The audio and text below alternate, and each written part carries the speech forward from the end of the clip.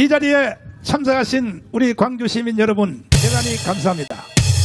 지금 우리가 전국을 다니면서 이 국민저항권 대회를 하는 이유는 완전히 대한민국이 중국과 북한의 점령을 당했던 것입니다.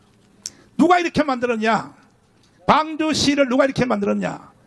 김대중, 그 다음에 노무현, 그리고 문재인이가 국민에게 동의도 받지 않고 국회의 3분의 2의 동의도 받지 않고 평양에 가서 낮은 단계 연방제를 서명을 한 것입니다. 이것들은요 완전히 처형돼야 됩니다. 처형. 만약에 낮은 단계 연방제를 평양 가서 꼭 서명을 할 것 같으면 국민투표를 먼저 붙여야 돼요. 그래요 안 그래요? 그래요 안 그래요? 이 바로 김대중, 노무현, 그리고 문재인 두 사람은 이미 죽었어요. 근데 문재인 이놈은 아직도 살아있어요. 문재인 이놈은요 완전한 간첩입니다. 내가 이 문재인이가 평창 동계올림픽에서 신영복에 대해서 연설하는 거 이거 다시 한번 들어봐 주세요. 이걸 내가 듣고 야 내가 이 세상에 살만 뭐하냐 하고 내가 청와대 앞에 비닐 텐트를 쳐놓고 투쟁에 들어갔습니다. 목사가 자살하면 지옥 가니까 단식하다가 죽으면 무기한 단식 뭐 100일을 하든지 50일 하든지 그래서 나는 이 세상 더 이상 안 산다.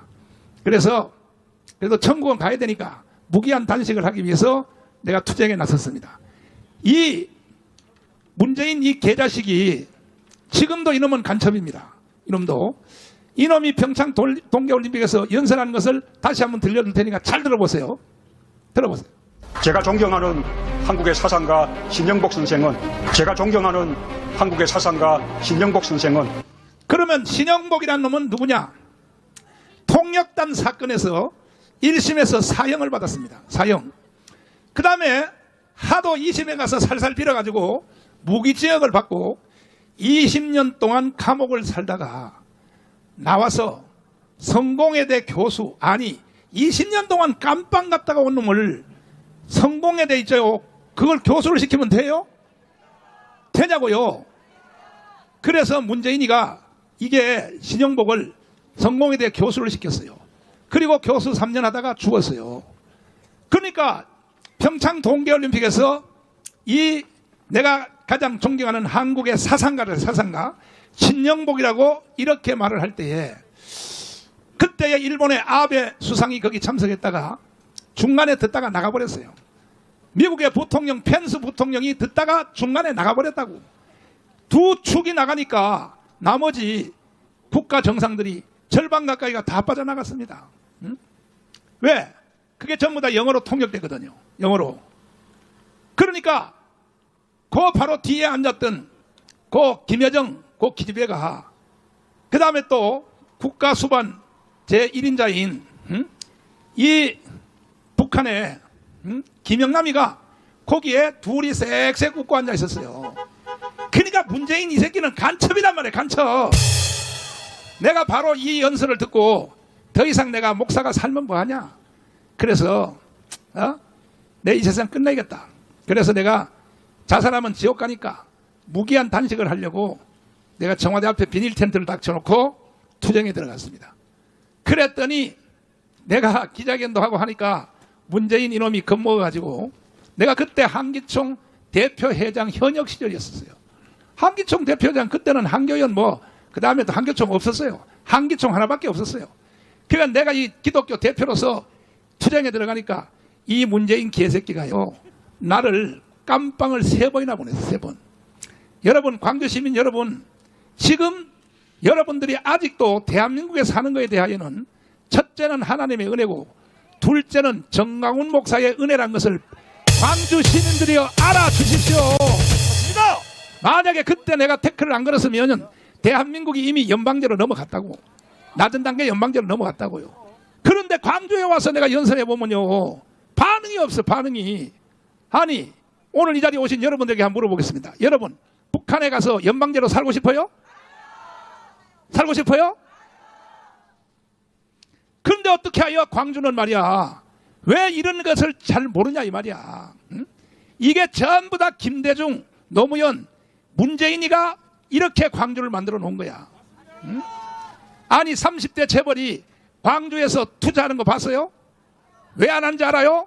광주는요 저항의 도시라 그래가지고 괜히 말이야 자기 기업 다 날릴 필요 없다 이거야. 삼성이 광주에다 투자하는 거 봤어요? 안 해요. 왜? 여기는 다 저항의 도시라서 자기 기업을 날릴 짓을 왜 하냐 말이야. 차라리 전부 다 지금 30대 재벌이 한국도 믿을 수 없어서 미국으로 전부 다 옮겨가고 있어야지. 미국으로. 그러니까 우리가 이번에 1000만 명, 이미 600만 명이 가입됐어요. 국민 저항권을 가지고 우리는 이것을 써먹을 일이 100군데도 넘어요. 지금 강남에 있는 자본들이 다 빠져나가고 있어요. 다 빠져나가고. 왜? 이번에 좌파가 대통령이 되면 벌써 강남 사람들이 제일 눈치 빨라요. 그 사람들이 돈이 제일 많기 때문에. 그래서 이미 벌써 이 재산들을 미국으로 바로 옮기면 시간이 많이 걸리니까 동남아로 먼저 옮겼다가 다시 옮기려고 강남의 자본이 다 빠져나가고 있다고. 왜? 이번에 좌파가 대통령 된다 이거야. 그러나 어제 대법원에 판결하는 거 보셨죠? 그러니까 좌파가 대통령 될 가능성은 거의 없어요 이제. 나는 이걸 일찍이 예견했습니다. 반드시 우파가 대통령이 될 것이다. 제가 대통령에 출마 선언한 거 여러분 보셨어요? 오죽하면 목사가 직접 정치에 내가 나가겠다고 왜 선언을 하겠습니까? 왜? 대한민국을 북한에 넘겨줄 수 없다 이거야. 대한민국을 중국에 넘겨줄 수 없다 이거야. 그런데 이미 벌써 대한민국은 북한과 중국에 완전히 점령당했어요. 서울, 경기, 인천에 중국 사람들이 와서 사는 사람이 200만이 살아. 200만. 그러니까 윤석열 대통령이 계엄령을 선포할 때에 뒷부분에 마지막에 뭐라 그러냐. 어차피 나라 끝났다 이거야. 끝나니까 일단 계엄령이라도 선포 한번 해보고 나라를 중국에 넘겨주든지 북한에 넘겨주든지 이렇게 마지막 결단을 했다 이 말이야. 그러면 윤석열 대통령의 계엄령 선포 뒷부분을 한번 들어보십시오. 다 들어봐 주세요. 하는 국민 여러분, 저는 북한 공산 세력의 위협으로부터 자유 대한민국을 수호하고 우리 국민의 자유와 행복을 약탈하고 있는 파렴치한 종북 반국가 세력들을 일거에 척결하고 자유 헌정 질서를 지키기 위해 비상계엄을 선포합니다. 자, 비상계엄 선포를 잘했다고 생각하시면 두 손 들고 만세. 뒷부분에 앞에는 뭐 국회 예산 그 다음에 무슨 뭐 탄핵 이런 것 때문에 비상계엄을 했다고 앞에 서론을 말하자 마지막 결론은 뭐냐. 반국가주의자 뭐냐. 대한민국이 이미 벌써 중국한테 점령됐다 이거야. 이것을 대통령은요 정보의 1인자입니다. 대통령은 5개 정보기관으로부터 계속 보고를 받아요. 국정원, 그 다음에 또 기무사, 감사원, 그 다음에 검찰, 경찰 5개 기관으로부터 매일같이 보고를 받으니까 하하 나라가 끝났구나. 대한민국이 이미 벌써 중국과 북한에게 점령당했구나. 그러니까 할 수 없이 계엄령을 선포해보고 계엄령 선포했다가 윤석열 대통령이 결국은 깜빵 갔잖아요. 깜빵. 그래서 윤석열 대통령이 나중에 제2 국민 담화를 통하여 보면 이런 말을 한 적이 있어요. 나도 저 좌파들하고 어울려서 협조해주고 5년 동안 대충 대통령 해먹으면 연금 타고 또 보상도 다 타고 그렇게 할 수 있었지만은 그러나 대한민국을 중국과 북한에 넘겨줄 수 없기 때문에 나는 생명 걸고 투쟁에 나섰다라고 이렇게 말씀을 한 것입니다. 그러면 윤석열 대통령이 잘했어요 못했어요? 대한민국은 이승만이가 세웠고 박정희가 일으킨 나라입니다. 이승만과 박정희 혜택 안 본 사람 있어요? 아이 광주 시민들이요 대답을 한번 하라고. 이승만이 없었으면 이승만이 남로당의 총수 박헌영과 싸워서 쳤으면요 광주 시민 여러분들도 다 북한에서 태어난 거예요. 북한에서. 이러한 역사도 모르고 말이야 광주들이 말이야 개치라를 떨고 난리들이야. 한 칸에 죽으려고 나한테 말이야. 공부 좀 하란 말이야. 공부. 지금 광주가 아직도 대한민국에 살 수 있는 것은 첫 번째는 누구냐. 이승만의 혜택입니다. 이승만이 자유민주주의 자유시장경제 한미동맹 기독교 입국론으로 건국을 안 했으면 광주는요 다 북한에서 태어난 거야. 북한에서. 광주요 일어나야 돼요. 일어나야 돼. 이거는요 유치원생들도 다 알만한 것들을 왜 광주만 모르고 있냐고. 두 번째, 우리가 세계 경제 6위, 군사력 제5위 이렇게 된 것은 박정희의 5.16 혁명 때문에 이렇게 된 겁니다. 한 분도 여기서 반응 없잖아요.